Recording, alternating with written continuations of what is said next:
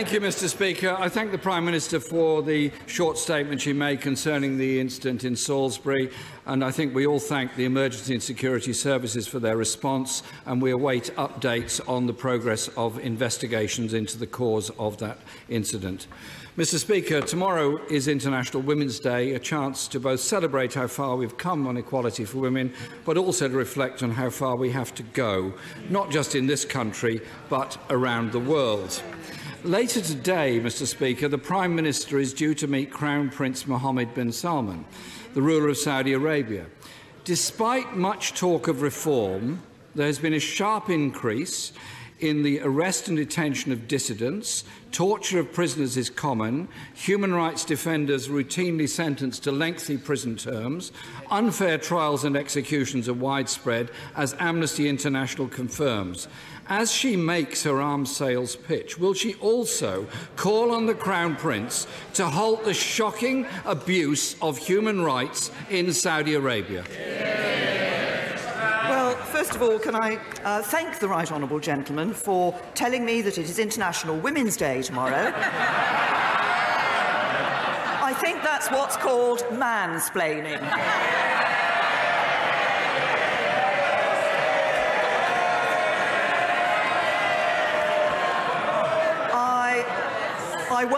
I look forward to welcoming Crown Prince Mohammed bin Salman from Saudi Arabia to this. Well, Labour backbenchers from sedentary positions are shouting shame.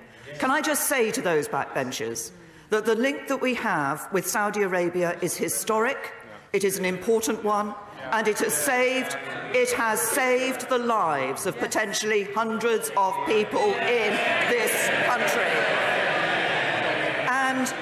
And can I say that actually the fact that it is an important link is not just the view that I hold. The Shadow Foreign Secretary this morning said our relationship with Saudi Arabia is an important one.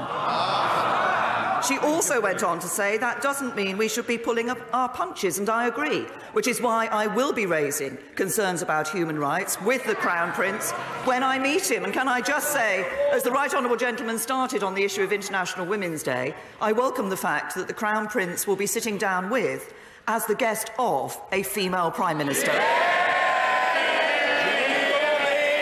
Mr. Speaker, it's a year on, the government is, of course, still suppressing a report into the funding of extremism, which allegedly found evidence of Saudi funding going to terrorist groups here in the UK, thus threatening our security.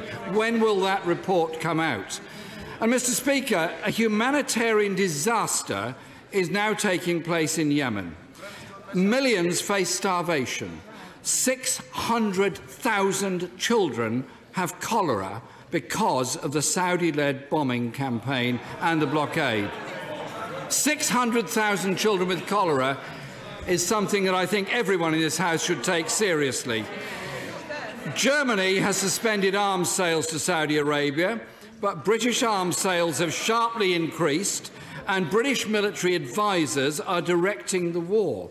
It cannot be right that her government, Mr. Speaker, it cannot be right that her government is colluding in what the United Nations says is evidence of war crimes. Will the Prime Minister use her meeting today with the Crown Prince to halt the arms supplies and demand an immediate ceasefire in Yemen? Well, Mr. Speaker, the Right Honourable Gentleman raised two questions there. On the first point that he made about the Home Office's internal review, this government is committed to stamping out extremism in all its forms. I launched, when I was Home Secretary, the counter-extremism strategy. My Right Honourable friend, the current Home Secretary, has appointed our counter-extremism commissioner. The review that we had gave us the best picture of how extremists operating in the UK sustain their activities. It did improve our understanding of that. And its most important finding is that, contrary to popular perception, Islamist extremists draw most of their financial support from domestic rather than overseas sources. Now, I understand that for reasons of some of the personal content in the report, this has not been published. However, Privy Councillors have been invited to go to the Home Office to read this report. That invitation was extended, I believe, to the Shadow Home Secretary, and so she and other Privy Council colleagues on the Labour front bench are free to go and read that report. The second issue that the Right Honourable Gentleman raised was the question of the humanitarian situation in Yemen. We are all concerned about the appalling humanitarian situation in Yemen and the effect it is having on people, particularly the effect it's having on women and children. That's why, as a government, we've increased our funding for Yemen. Last year, for 2017-18, we increased it to over £200 million, and we are the third largest humanitarian donor to the Yemen. We're delivering life-saving aid that will provide nutrition support for 1.7 million people, clean water for 1.2 million people. Now, and I was pleased when I went to Saudi Arabia in December. I met with the Crown Prince. I raised with him then the need to open the port of Hodeidah to humanitarian and commercial supplies. I'm pleased to say that Saudi Arabia then did just that. This vindicates the engagement that we have with Saudi Arabia to be able to sit down with them. Their involvement in Yemen came at the request of the legitimate government of the Yemen. It is backed by the United Nations Security Council, and as such we support it. But on the humanitarian issue, I would say it is for all parties in the conflict to ensure that they allow humanitarian aid to get through to those who need it. Jeremy Corbyn. Mr. Speaker, of course we all want all possible humanitarian aid to go to Yemen and help those people that are suffering. But I refer her to the remarks made by the former International Development Secretary, the member for Sutton Coldfield, who said, and I quote, "We must not be afraid to condemn the nightly attacks on Yemen by the Saudi Air Force that killed and maimed innocent men, women and children. A ceasefire has got to be urgent in order to save lives in the Yemen." Mr. Speaker, why does the Prime Minister think that rough sleeping fell under Labour but has doubled under the Conservatives?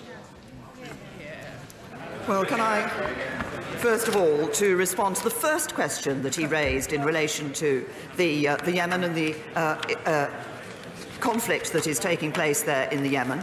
We have encouraged the Saudi Arabian government to ensure that when there are allegations that activity has taken place which is not in line with international humanitarian law, they investigate that, they learn the lessons from it.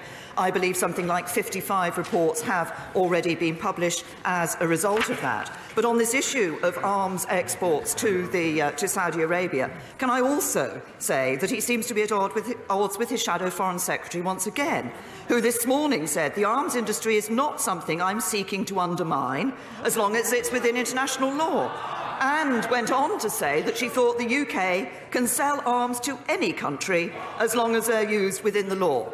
Well, yes, we agree. We have a very tight arms export regime in this country, and when there are allegations of arms not being used within the law, then we expect that to be investigated and to be lessons to be learned on that.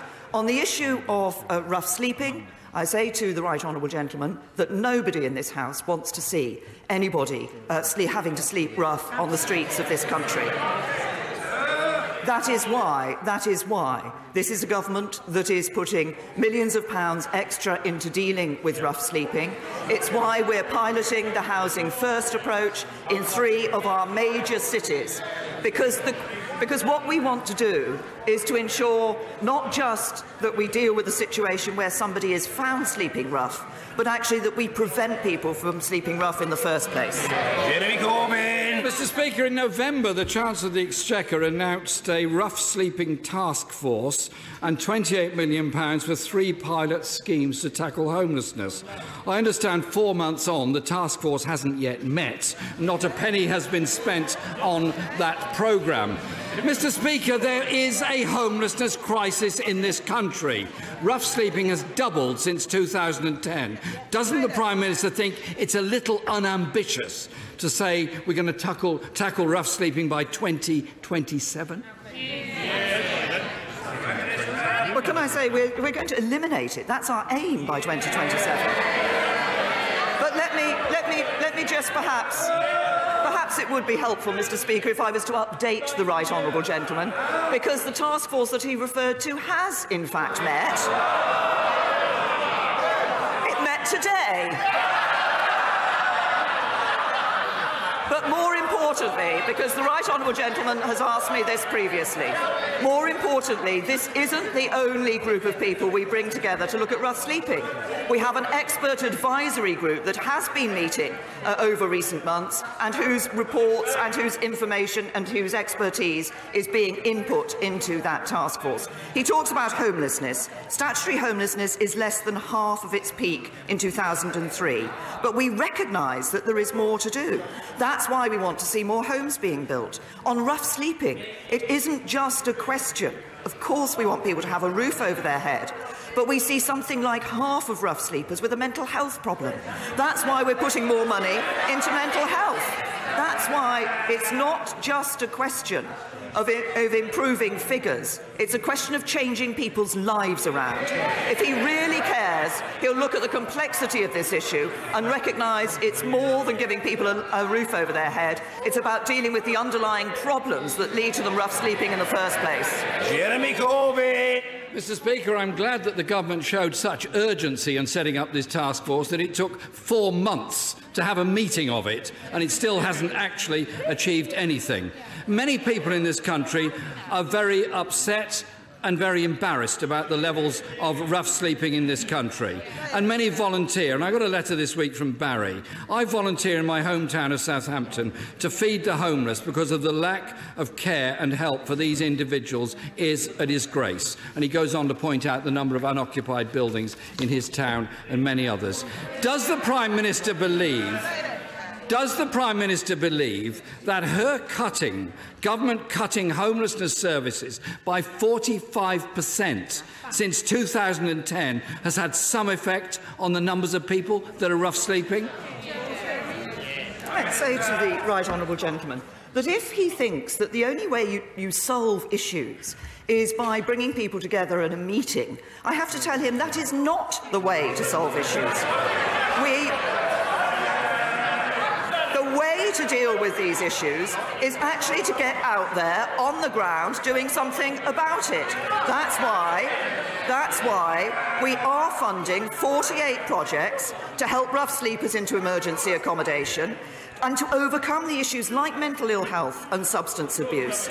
It is why there have been councils around the country that have been taking that during the severe weather, ensuring that they are providing accommodation for people who are sleeping on the streets, but also dealing with the underlying issues that lead to somebody sleeping on the streets. It's why we are ensuring that we're implementing Housing First in a number of regions, to put entrenched rough sleepers into accommodation as a first step to rebuilding their lives. This isn't about figures, it's about people. It's about ensuring we are taking the action necessary to deal with the problems that people face, which leads to them being rough sleeping.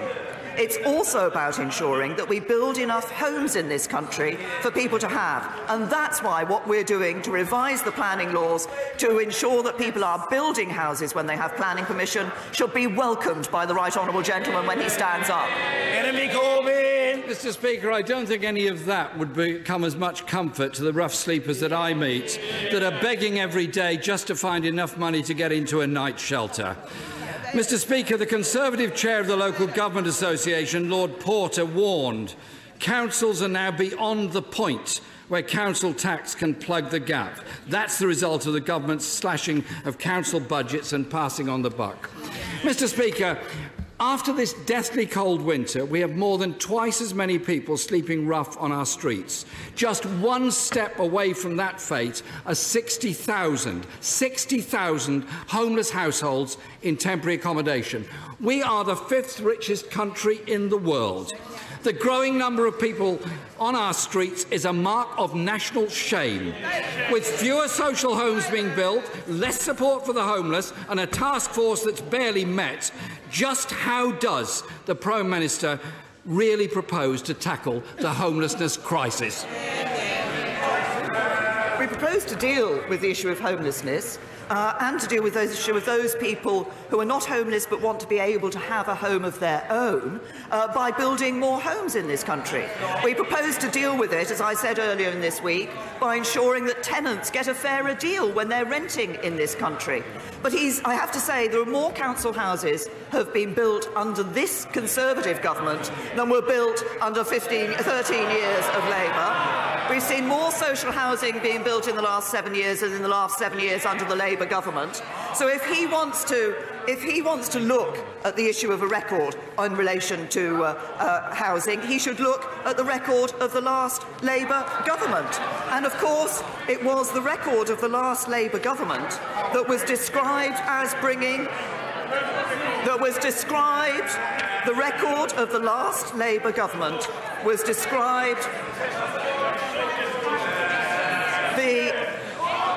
Order, Mr. Perkins. I know you were asking about tennis earlier, but you appear to be attempting some sort of imitation of crochet. And you shouldn't be making these curious gesticulations. They make you look even odder than... the Prime Minister. Let it off. Well, I thought your behaviour was a tad odd, and I'm concerned about your well-being. I think the members from Wirral and Hull will look after you. The Prime Minister. The record of the last Labour government on housing was described as in crisis and bringing misery and despair. Who said the last Labour government's record was bringing misery and despair? The right honourable gentleman, the Leader of the Opposition. He said Labour didn't have a good record on housing. I agree. It's the Conservatives that are delivering the homes the country needs.